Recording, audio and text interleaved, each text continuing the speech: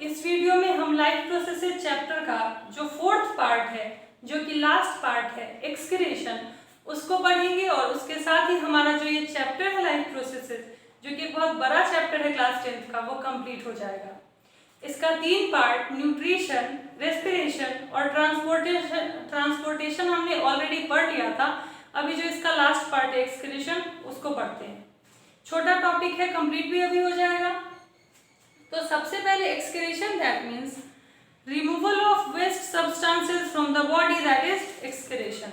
Body से waste substances को remove करने के प्रोसेस को क्या कहते हैं? एक्सक्रीशन। क्योंकि हमारे बॉडी में अगर इसको बॉडी से रिमूव नहीं किया गया और हमारे बॉडी के अंदर ये एक्यूमुलेट होता रहा तो ये प्रॉब्लम क्रिएट करेगा। समटाइम्स लीथल भी होता है, डेथ भी हो जाएगी। इसलिए ये जरूरी है कि बॉडी से टाइम टू टाइम इस वेस्ट सब्सटेंसेस को बाहर किया जा सके। अब इसके लिए हमारे बॉडी में एक प्रॉपर सिस्टम होता है जिसको कि हम एक्सक्रीटरी सिस्टम कहते हैं। उसमें कौन कौन सा ऑर्गन है वो देख लो। That is a pair of kidney, that means right kidney and left kidney, 2 kidneys, that is a pair of kidney. दोनों किडनी से एक एक पाइप निकलती है, दैट इज यूरेटर, तो अ पेयर ऑफ यूरेटर। और दोनों यूरेटर जो है वो एक बैग लाइक स्टोरेज सैक में आके खुलता है, दैट इज यूरिनरी ब्लैडर। और इस यूरिनरी ब्लैडर से ये जो यूरिनरी ब्लैडर है वो एक्सटेंड होता है यूरेथ्रा के पास, और उसी यूरेथ्रा से, यूरेथ्रल ओपनिंग से फिर जो वेस्ट सब्सटेंसेस है, यूरिन है, वो बाहर किया जाता है। ठीक है। उसके बाद हमने यहाँ पे 2 पाइप बनाया है, एक रेड कलर से, एक ब्लू से। तो रेड कलर वाला is renal artery. Renal term हमने इसलिए यूज किया है बिकॉज ये किडनी से रिलेटेड है, एंड आर्टेरी बिकॉज ये हार्ट से ऑक्सीजनेटेड ब्लड लेके आ रही है। और ब्लू कलर से मैंने शो किया, that is renal vein, that is कि ये किडनी से ब्लड लेके निकलेगा, फिल्टर्ड ब्लड, और किडनी से रिलेटेड है, that's why renal, and when that means कि ये किडनी से निकल रहा है। उसके बाद हमने यहाँ पे देखो, राइट किडनी हमारी थोड़ी नीचे है, लेफ्ट किडनी थोड़ी ऊपर है, बिकॉज हमारी जो राइट किडनी है उसके ऊपर में लीवर प्रेजेंट होता है, that is largest gland of our body. इस वजह से हमारी राइट किडनी थोड़ी नीचे की तरफ शिफ्ट हो गई है।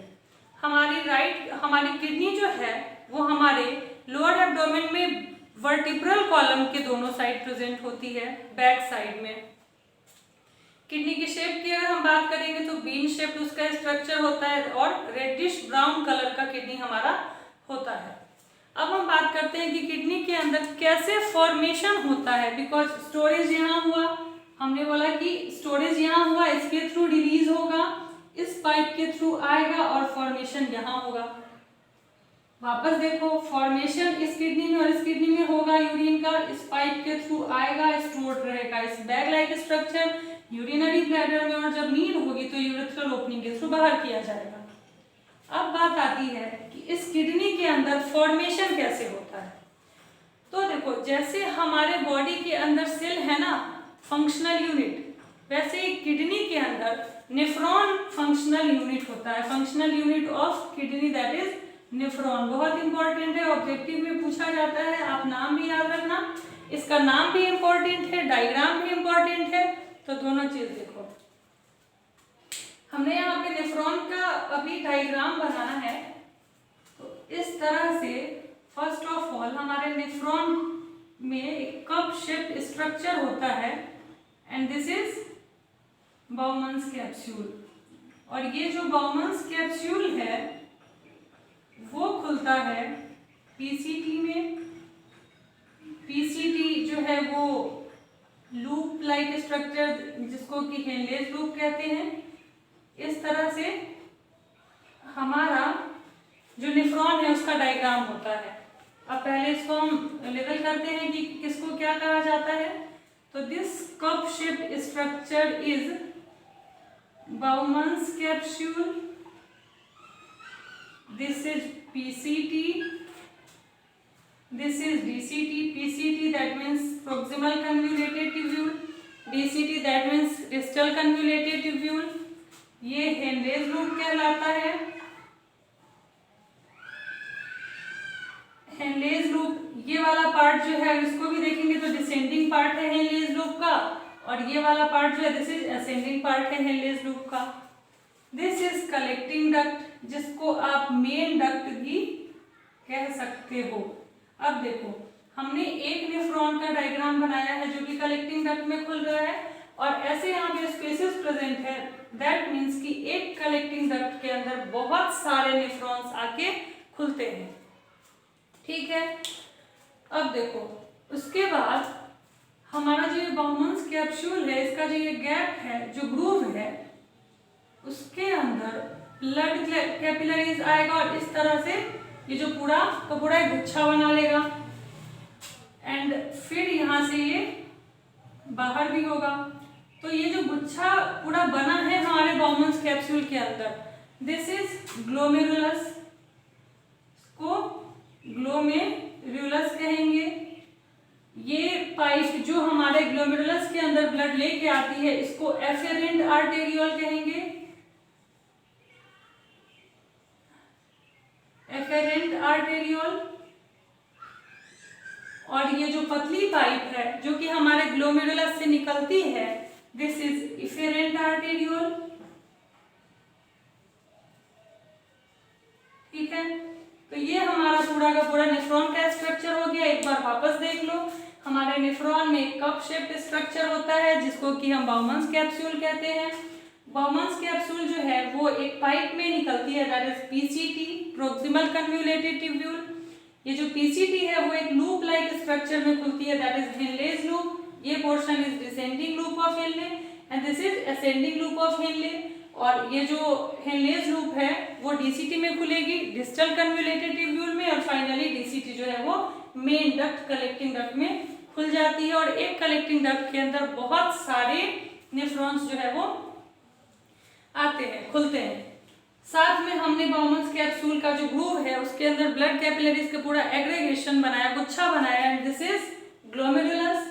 और ये जो ग्लोमेरुलस है वो बनता कैसे है, तो ब्लड कैपिलरीज आती है उसको हम कहेंगे एफेरेंट, और जो ब्लड कैपिलरीज ग्लोमेरुलस से निकलती है उसको हम कहेंगे इफेरेंट। एक चीज और देखो, जो एफेरेंट आर्टेरियोल है उसका जो पाइप है वो ब्रॉड पाइप है, मोटा पाइप है, लेकिन जो इफेरेंट आर्टेरियोल है वो पतली पाइप है, ठीक है। अब देखो किस तरह से होता है कि ब्लड इस मोटे पाइप से इस ग्लोमेरुलस के अंदर आया तो ज्यादा ब्लड आएगा, लेकिन जो निकलने का रास्ता है, जो ये पाथ है, ये पतला है तो आएगा तो ज्यादा पर निकलेगा बहुत स्लोली, बिकॉज ये रास्ता क्या है, बहुत ही नैरो है। तो ब्लड क्या होगा, यहाँ पे जमा होगा, तो जिस टाइम ये ब्लड यहाँ रुकेगा उस टाइम में यहाँ से फिल्टर होना शुरू होता है, और जो ग्लूकोज है, जो कुछ आयंस है, यूरिया है, वो आ जाते हैं इस ब्लड के थ्रू इस बाउमन्स कैप्सूल के अंदर। तो जो ब्लड यहाँ फिल्टर हो गया, फिल्टर होने के बाद जो फिल्टर्ड ब्लड है वो इफेरेंट आर्टेरियोल से फिर निकल जाता है, और जो इस बाउमन्स कैप्सूल के अंदर जो फिल्टर आए हैं वो यहाँ पे पीसीटी के अंदर पहले आएंगे। तो पीसीटी के अंदर जो यूजफुल सब्सटेंसेज हैं जिनको बॉडी के बाहर नहीं करना है वो रीएब्जॉर्ब कर लिए जाते हैं वापस से, और बाकी सब्सटेंसेज जो है वो आएंगे हेनलेज लूप के अंदर।